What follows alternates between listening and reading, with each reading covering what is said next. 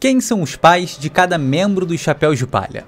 A maior parte dos tripulantes não foi criada por seus pais biológicos, mas sim outras pessoas que se tornaram suas figuras paternas e maternas. Então nesse vídeo a gente vai comentar os biológicos, mas também aqueles que verdadeiramente formaram uma família para os Mugiwaras.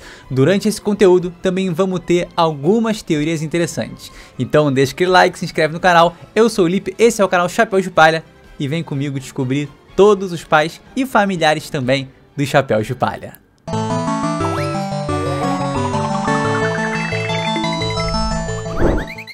Monkey D. Luffy. O capitão dos Chapéus de Palha é um dos personagens mais bem definidos da obra, mas sua família biológica ainda esconde muitos mistérios. A gente sabe que seu pai é Monkey D. Dragon, o líder do exército revolucionário, e que seu avô é Monkey D. Garp, o lendário herói da marinha, que na infância do garoto foi muito mais presente do que o revolucionário. Mas e a mãe do Luffy? No último capítulo de One Piece, foi confirmado pra gente que se trata de Sir Crocodile. Calma, é brincadeira, tá? Essa personagem nunca apareceu no mangá e, segundo o próprio Oda, ele não pretende que ela tenha importância pra história. Mas no final do vídeo eu vou comentar qual é o nome mais popular entre as teorias de fãs sobre a mãe do Luffy. Confia, cara. É bem legal, eu acho que o Oda realmente vai seguir bem por aí.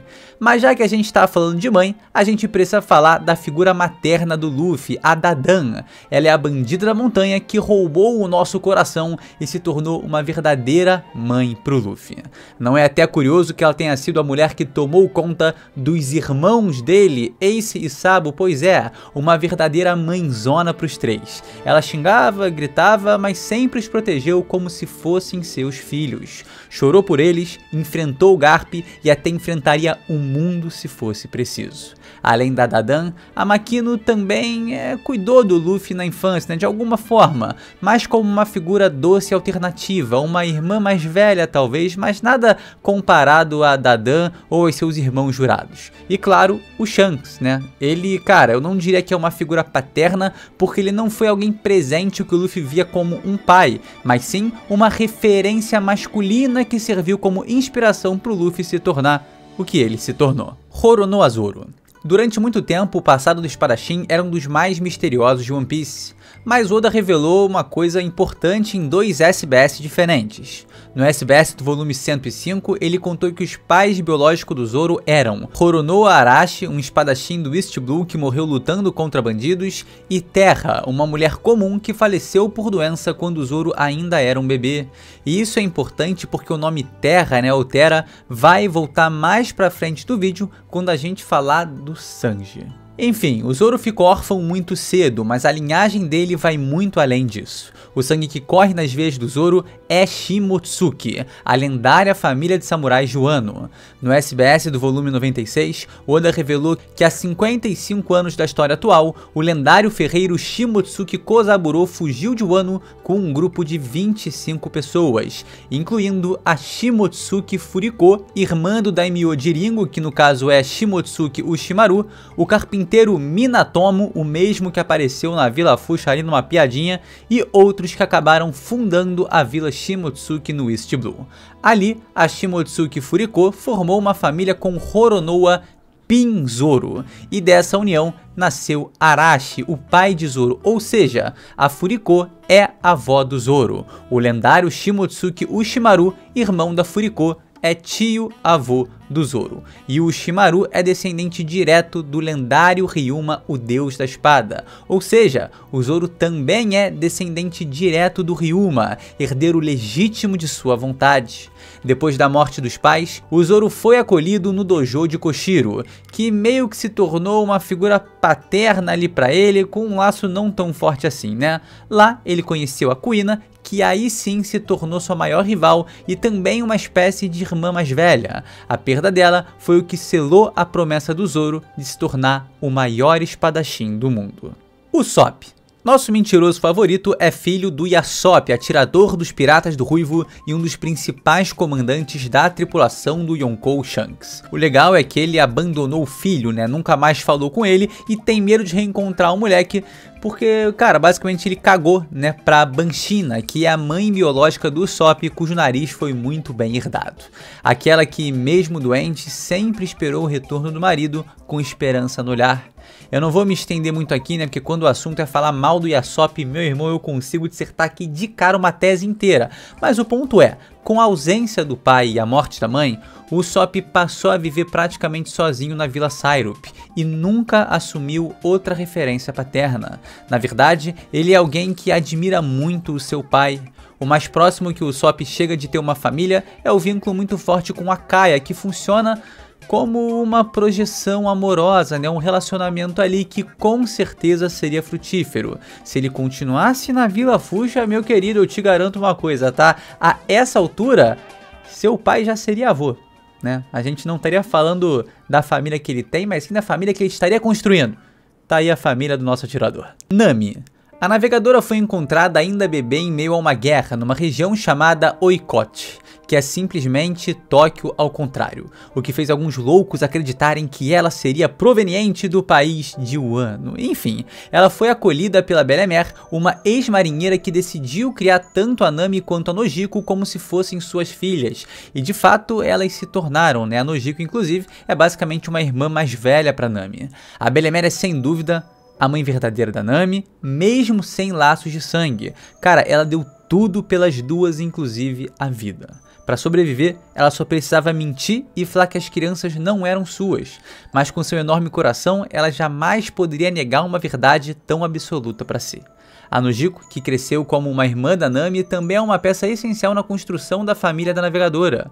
Outro nome que precisa ser lembrado aqui também é o do Ginzo, né, que é o chefe da vila, ou Ginzo, como você preferir chamar. Um verdadeiro tiozão bacana, né, sempre de olho nas meninas e disposto a protegê-las. Então a Nami cresceu sem saber quem eram seus pais biológicos, mas encontrou em Belemer e em Nojiko e também na vila Kokoyashi um lugar para chamar de lar. Sanji. O cozinheiro é o único dos Chapéus de Palha que teve uma família biológica completa, real, oficial, revelada na história. Ele é um Vinsmoke, ou pelo menos era, filho de Judge e Sora, que por sinal é um nome muito simbólico. Sora significa céu em japonês. Já a mãe do Zoro se chama Terra, que significa terra, né? E se a gente juntar isso, talvez o nome da mãe do Luffy seja Umi, que significa mar. E sabe como escreve Umi ao contrário? Imu. Mas é uma piada, fica tranquilo, tá? Pelo menos essa parte. A parte de Mu no caso, né? Porque eu acho que o nome da mãe do Luffy ser Umi, ou algo nesse sentido, né? Alguma palavra em outra língua que signifique mar, faria muito sentido. Afinal de contas, o Luffy é um verdadeiro filho do mar e seguiria a lógica ali também, né? Do Zoro relacionado à terra, o Sanji relacionado aos céus e nosso querido Monkey D. Luffy relacionado ao mar. Ainda na família Vinsmoke temos a irmã do Sanji mais velha, Vinsmoke Reijo, que é a única que presta entre os seus irmãos, que ainda contam com Ichiji, um babaca sem tamanho, Niji, um babaca sem tamanho, e Yonji, outro babaca sem tamanho. Pelos enormes maltratos sofridos na infância, o Sanji rejeitou completamente os Vinsmoke e também o seu nome. O destino, gentil como a sua mãe, né, com o aspirante a cozinheiro, o levou ao encontro de Zeff, que se tornou seu verdadeiro pai, a ponto de sacrificar sua própria perna e ensinar a Sanji tudo que ele sabe. Franky, o carpinteiro do bando, foi abandonado ainda criança pelos próprios pais, piratas que, segundo ele, o jogaram no mar. Mas a vida levou ele direto para Water 7, onde foi acolhido por ninguém mais, ninguém menos que o lendário mestre construtor que criou o trem marítimo e também o Oro Jackson, o navio que circunnavegou o mundo com Gold Roger e alcançou o Laugh Tale. Tom se tornou a figura paterna mais importante da vida do Franky, ensinando não só sobre engenharia, mas também sobre sonhos e responsabilidades. Ao lado dele, o Franky cresceu com o Iceberg, que é sem dúvida o seu irmão mais velho de coração, embora os dois tenham seguido caminhos bem diferentes depois de adulto. Sobre os pais biológicos, bom, aqui entra uma fortíssima teoria, né? No nosso canal tem um vídeo que analisa as evidências que o Franky pode ser filho do Queen, dos Piratas das Feras. É teoria? É teoria. É daquelas teorias que mais parece verdade que qualquer outra coisa? Cara, com certeza absoluta, tá? E por mais que doa, e a minha ainda dói, tá? Os indícios estão todos lá. Então o Queen é muito provavelmente o pai do Frank, e a mãe dele deve ser alguma doidona pirata, cientista maluca por aí perdida. Tony Chopper. A nossa rena favorita começou sua vida como uma rena mesmo, tá? Filho de duas renas normais, com narizes normais, mas ele foi rejeitado pela própria manada por causa do seu nariz azul. E tudo só piorou depois que ele comeu a Hito no Mi e passou a agir como um humano. Tem uma cena específica que me pega até os dias de hoje, tá? Quando o Chopper tá na missão de conseguir o cogumelo pro Dr. Hiruruki e dá uma cabeçada numa rena enorme, que assim como todas as outras, claramente o repudia. Nunca foi confirmado, mas no fundo do coração, tá? Eu sempre senti que aquela rena ou era seu pai ou era a sua mãe. Uma interpretação emocional, né, sem nenhuma base no mangá, mas que carrega um peso bonito. O Chopper lutando contra a família que o abandonou em prol da família que o aceitou. Pelo menos é o que passa na minha cabeça, né? Gostou? Enfim, depois de ser rejeitado durante toda sua vida, o Chopper foi acolhido por um médico maluco chamado Dr. Hiruruki. Ele acreditava que um médico é alguém que cura corações. E foi isso que ele fez com o Chopper. Esse homem é a figura paterna do nosso médico. Depois, quem surge em sua vida é a Doutora Kureha, uma mulher durona que completou sua formação, transformando aquele garotinho, aquela pequena rena perdida, num verdadeiro médico. Essa mulher é a figura materna do Chopper. O Hiruruki e a Kureha são seus verdadeiros familiares, um pai sonhador e uma mãe prática, o equilíbrio perfeito para Chopper se tornar quem ele se tornou. Nico Robin. A arqueóloga do Chapéu de Palha teve uma infância marcada pela dor. Sua mãe, Nico Ouvia, uma das maiores arqueólogas do mundo, deixou a filha pequena com apenas 2 anos para embarcar numa missão arriscadíssima em busca da verdade escondida pelo governo mundial. Então, desde que se entende por gente, a Robin ficou sob os cuidados do seu tio Oran, o irmão mais novo da Ouvia, e sua tia Roji, que a tratava mal pra caramba, tá? Então a Robin, desde pequena, sempre se sentiu sozinha e também abandonada. Sobre seu pai, pouca gente se lembra, mas ele foi mencionado uma única vez no capítulo 392. Lá entendemos que ele partiu numa expedição e nunca mais voltou. Tudo o que sabemos sobre ele é que, além de arqueólogo, ele foi morto pelo governo mundial, conforme revelado no One Piece Magazine Volume 9. Ou seja, a Robin foi criada por parentes distantes que a faziam se sentir sozinha. Ouvia teve uma breve, mas forte participação na sua história, mas a figura mais importante do seu passado é certamente Jaguar de Sol, o gigante que a salvou e a ensinou a rir no momento mais trágico de sua vida. Sol é sim uma figura paterna alternativa, alguém que a marcou profundamente. Mas o professor Clover, que, cara, sempre a aceitou e sempre a incentivou a ser quem ela era, também é uma referência magnífica para sua vida. Então eu acho que podemos colocar ele ali como uma figura meio que um avô ali, né? Sem se prender muito à semântica também, focando mais numa questão de sentimento, pelo carinho que ela nutre por ele, tá? E de como ela, quando pensa em Ohara, sempre tem a imagem dele presente em mente. Enfim, o Clover foi e permanece sendo família. Brook. O esqueleto músico é de longe o membro mais misterioso dos Chapéus de Palha. Ele já era adulto quando entrou para os Piratas Rumbar, um grupo alegre e musical que velejava antes da era do Roger. Brook nasceu no West Blue, em uma região onde se tornou líder de um esquadrão de batalha. Se vocês me permitem uma teoria, eu acredito que se trate da ilha Toroa. Toroa, não Trovoa. Ai, ai, ai. Pouco se sabe sobre ela, exceto que um pirata chamado Biron é originado dali. Ele era descendente de uma longa linhagem de músicos. Ele acabou partindo para Grand Line, onde foi capturado e vendido como escravo. Por isso a gente vê ele lá em Sabaori. O estilo dele, suas roupas, cara, ser um músico até...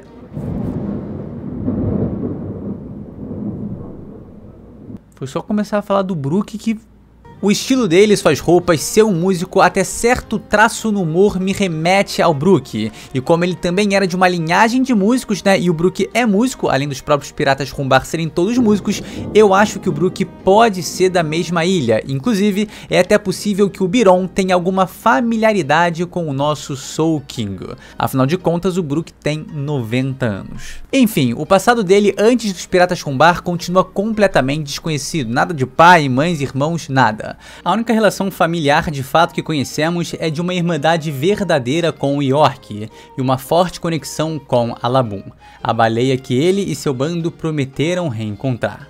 Pra ser justo, ela era como uma espécie de pet, né, pros piratas Rumbar, mas ainda mais pro Brook, talvez uma irmãzinha ali deixada pra trás esperando eternamente o retorno de quem ela ama. Até hoje, o Brook carrega essa promessa no peito, ou pelo menos onde ele costumava ter o coração, né? Porque ele é só ossos, school joke. Jinbe. O timoneiro dos Chapéus de Palha nasceu no fundo do mar, literalmente. Ele veio ao mundo no distrito dos Homem-Peixe, uma das regiões mais pobres e marginalizadas da Ilha dos Tritões. O Jinbe é órfão, ele nunca conheceu seus pais, assim como nós também não conhecemos. Desde jovem, ele cresceu como soldado entre os Tritões, sonhando em servir o reino com honra. Mas sua maior inspiração foi Fisher Tiger, o lendário aventureiro que escalou a Red Line e liberou escravos em Mare Joa. Pro Jinbe, o Fisher Tiger era como se fosse um irmão mais velho, né? Foi o capitão dele nos Piratas do Sol e alguém que ele considerava realmente muito próximo. Alguém que lutava pelos outros e ensinava que a liberdade é mais importante que qualquer título. Depois da morte dele, Jinbe se juntou à guarda real do rei Retuno, mas sempre manteve seus pés no chão. Nunca virou nobre, a fama dele nunca subiu a cabeça, mesmo sendo tratado como um herói. O Jinbe é um verdadeiro escudo para quem precisa. A ausência dos pais biológicos ou de uma figura paternal ou maternal ali nunca o impediu de se tornar um dos homens mais íntegros e corajosos de todo One Piece. Conclusão: a verdadeira família dos Mugiwaras. Em algum momento, quase todos os Chapéus de Palha foram abandonados ou ficaram órfãos. Eles foram acolhidos, rejeitados, quebrados, mas no fim encontraram uns aos outros. E hoje, essa é a verdadeira família deles, o bando do futuro rei dos piratas. Os piratas ou melhor, a família dos Chapéus de Palha. Meus queridos, esse foi o vídeo, espero que você tenha gostado, tá? E se gostou, cara, like e se inscreve no canal se não é inscrito, beleza? Sem mais delongas, a gente se vê, sem sombras de dúvidas, num próximo vídeo. Tamo junto, galera, valeu!